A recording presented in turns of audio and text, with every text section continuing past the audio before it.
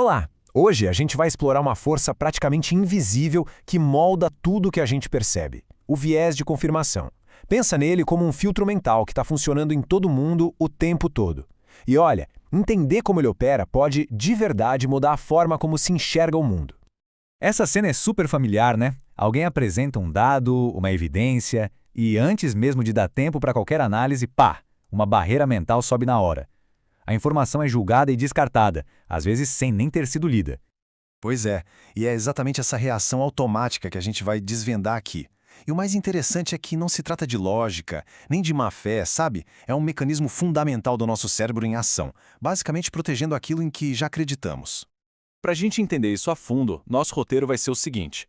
Primeiro, o que é esse filtro? Depois, por que nosso cérebro faz isso?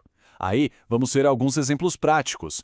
Como a tecnologia amplifica o problema e, claro, como a gente pode tentar sair dessa bolha.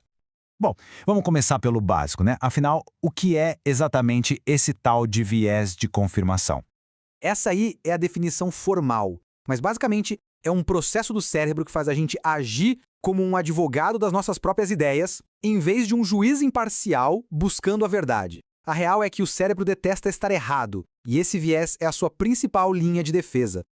E essa frase resume tudo de um jeito perfeito. A gente tende a achar que nossas crenças vêm do que a gente vê. Mas, na verdade, é o contrário. O que a gente vê é filtrado para caber no que a gente já acredita. É uma inversão sutil, mas com consequências gigantescas. Esse viés atua em 3 frentes. Primeiro, a busca seletiva. Na hora de pesquisar algo, já se usam palavras que vão levar para as respostas que queremos encontrar. Depois, a interpretação tendenciosa. Uma notícia até neutra pode ser vista como a prova definitiva do nosso ponto. E por fim, a memória seletiva. Essa é clássica. As vitórias do nosso time, a gente lembra de cada detalhe. Agora, as derrotas? Essas são convenientemente esquecidas.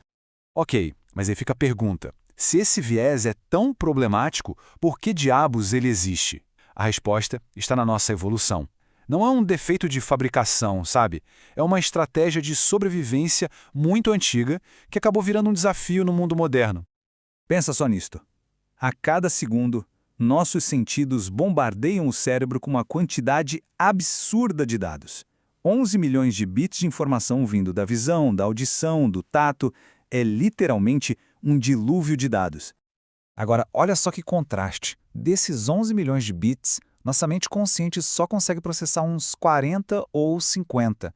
É uma fração minúscula, quase nada. Para não dar um curto-circuito, o cérebro precisa de atalhos. Precisa de um filtro bem agressivo.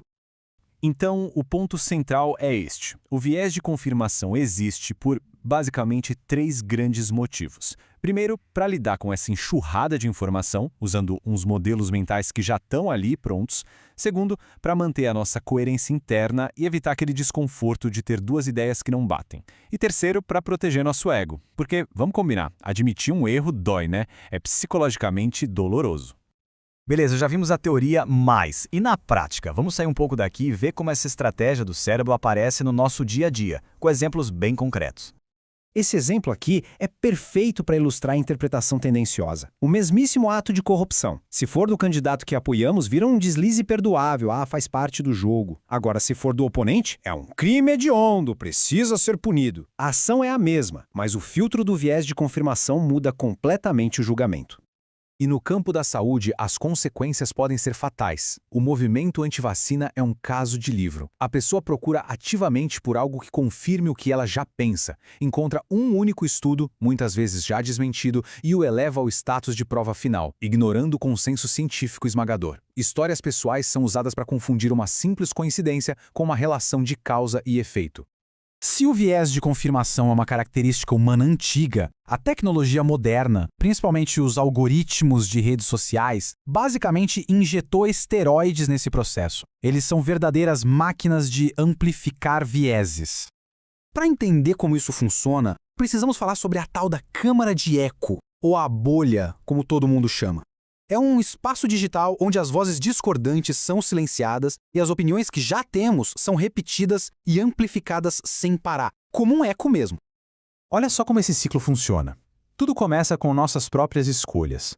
O algoritmo observa nosso comportamento, aprende do que gostamos e, para nos manter na plataforma, entrega mais do mesmo.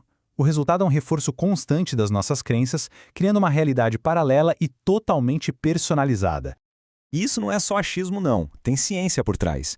Um estudo importante de 2021 analisou várias plataformas e descobriu que o Facebook, em particular, cria as câmaras de eco mais polarizadas, onde as pessoas acabam ficando mais isoladas em suas próprias bolhas ideológicas. Certo, o cenário parece meio desanimador, né? Mas calma, não estamos impotentes. Existem sim estratégias concretas que podemos adotar para tentar furar essa bolha e mitigar os efeitos do viés de confirmação.